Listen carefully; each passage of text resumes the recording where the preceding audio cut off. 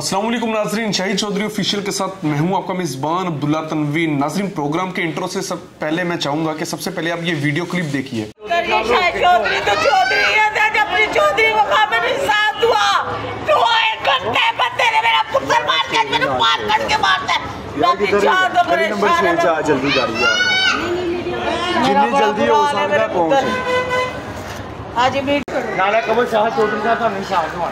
भाई हमारा ही 25 नवंबर को इन्होंने हमारे भाई को फ्लेक्स लगा के ट्रांसफार्मर पे चढ़ा के मार दिया।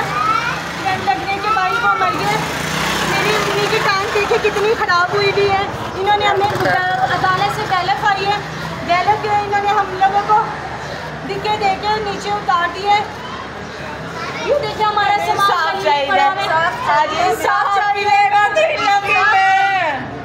आज पूरी रात भी बहना फेंका थे मैं बैठा इंसाफ दे दिया।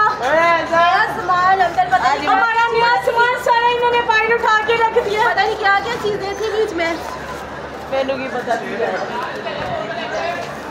ये भाई ओरिजिनल है। जी नाज़रीन, आपने ये वीडियो क्लिप देखा जिसमें एक बुजुर्ग खातून बैठी हुई है और उनके पैर पे किस कदर जख्म है और जाहिर यही नजर आ रहा है कि ये शुगर की वजह से शायद इस आर्जे में मुब्तला है। आखिर ये इसके पीछे की कहानी क्या है? मेरी बाकायदा तौर पे इन अफराद से बात भी हुई है। घर का सारा सामान इनका बाहर पड़ा हुआ है। वो कुछ अर्सा पहले तकरीबन 5 से 6 माह पहले इस खानदान का, इसी फैमिली का एक लड़का फ्लैक्स लगाने जाता है। शादी हाल वाले, गालबन दुबई शादी हाल वाले जो होते हैं, इसके ओनर उसको कहते हैं कि आप ना हमारा ये जो फ्लैक्स है ये खंबे के ऊपर लगा दे। ये जैसे ही खंबे पे चढ़ता है, फ्लैक्स लगाते हैं, तो वो कहते हैं नहीं आप ये फ्लैक्स को थोड़ा सा और ऊपर लगा दें ताकि कोई गाड़ी वगैरह गुजरेगी तो हवा से नीचे ना गिर जाए। ये जैसे ऊपर चढ़ता है, फ्लैक्स लगाने लगते हैं, इसको करंट पड़ता है और ये नीचे गिर के ऑन द स्पॉट इसकी डेथ हो जाती है। अब बाद में ये जो दुबई शादी हाल वाले जो ओनर होते हैं, गालबन मियां गजफ्फर इनका नाम है, ये इस फैमिली को कहते हैं कि हम आपको रिहाइश भी दे देते हैं, हम आपको घर भी देते हैं, आप हमें रेंट भी ना दीजिएगा, लेकिन आपने एक काम करना है कि पुलिस में हमारे खिलाफ केस नहीं करना। अब ये लोग जो होते हैं ये भी रजामंद हो जाते हैं, ये ऐसे ही करते हैं, तो इनको घर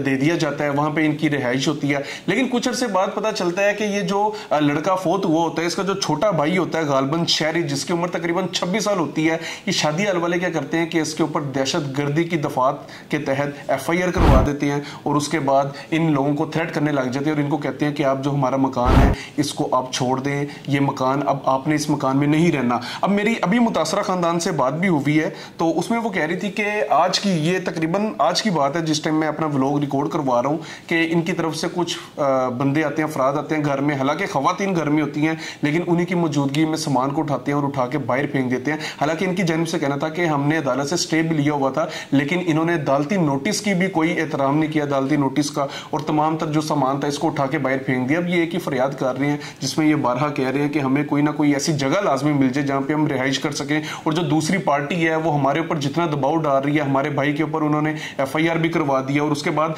हमें जो जिस जगह पे हम रह रहे थे, जो हमारी रिहाइश गाह थी, उससे निकाल दिया गया है। तो हमारी मोहतरमा मरियम नवाज साहिबा से ये दरख्वास्त है कि हमें लाजमी रहने के लिए कोई ना कोई आर्जी तौर पे जगह लाजमी दे दी जाए। नाज़रीन, मजीद भी जो चीजें हैं वो मेरी जिन अफराद से बात हुई है, बल्कि मेरी जिन बहन से बात हुई है, उनके कुछ ऑडियो क्लिप्स भी हैं, ये भी आप सुन लें। हेलो, अस्सलाम वालेकुम। 25 नवंबर को मेरे भाई को इन्होंने फ्लैक्स लगाने के लिए ट्रांसफार्मर पे चढ़ाया है, उस पे करंट लगा के इन्होंने मेरे भाई को मार दिया। बाद में हम लोगों को इन्होंने कहा है कि आप हमारे मकान में रहें, हम आपको इससे किराया नहीं लेंगे। इन्होंने मेरे भाइयों पे दहशतगर्दी का पर्चा भी करवा दिया हुआ है। सर, हमें इंसाफ चाहिए। शाहिद चौधरी साहब, ऊपर अल्लाह, नीचे आप हैं, हमें शाहिद साहब हमें इंसाफ दे दें। आपकी मेहरबानी है, बहुत ज़्यादा हमें इंसाफ की ज़रूरत है। सारी मोहल्ला इस चीज़ का गवाह है, आप किसी से भी आके गवाही ले सकते हैं। भाई, इन्होंने स्कूल खोला है, दुबई शादी हाल वालों ने दुबई स्कूल खोला है, वो फ्लैक्स लगाने के लिए इन्होंने ट्रांसफार्मर पे हमारे भाई को चढ़ाया, वहाँ से करंट लग के, उसके बाद करंट लग के वो मौके पे ही मर गया है। इन्होंने हमारे साथ बहुत बड़ी ज़्यादती की है। उसके बाद मेरे भाई ने गालियाँ दी हैं, उन्होंने मेरे भाई पे दहशतगर्दी का पर्चा कर दिया है। और अभी हम लोगों ने स्टे ऑर्डर मंगवाया हुआ था, इन्होंने स्टे हमारा सारा सामान उठा के बाहर रख दिया है। हम लोग बहुत परेशान हैं। मेरी अम्मी की हालत बहुत ज़्यादा ख़राब हुई है, मेरी अम्मी की टांग गली हुई है। सर, आपकी मेहरबानी, हमें इंसाफ दे दें। हम आपके, और पुलिस भी बिकी हुई है, पुलिस वालों ने पैसे लिए हैं, पुलिस सारी बिकी हुई है, शालीमार थाने वाली पुलिस सारी बिकी हुई है।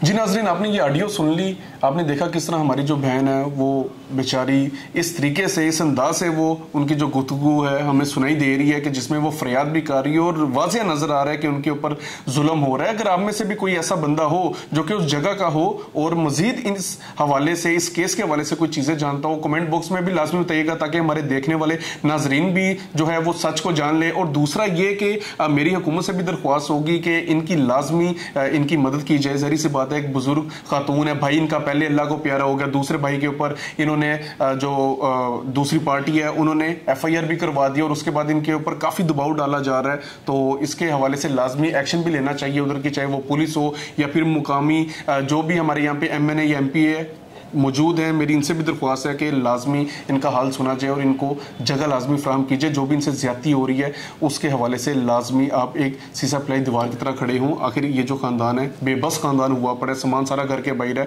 तो नाज़रीन, प्रोग्राम का फीडबैक जरूर दीजिएगा और आप भी अगर कोई चीज़ मजीद भी जानते हो लाजमी कमेंट सेक्शन में बताइएगा। और जो दूसरी पार्टी है, मेरा भी उस पार्टी के हवाले से भी यही पैगाम होगा कि बंदे दर पुत्र बन जाओ, सदा हुकूमत एक बंदे दी नहीं रहती। तो इसी के साथ अपने मेज़बान अब्दुल्ला तनवीर को इजाज़त दीजिए। अल्लाह निगहबान।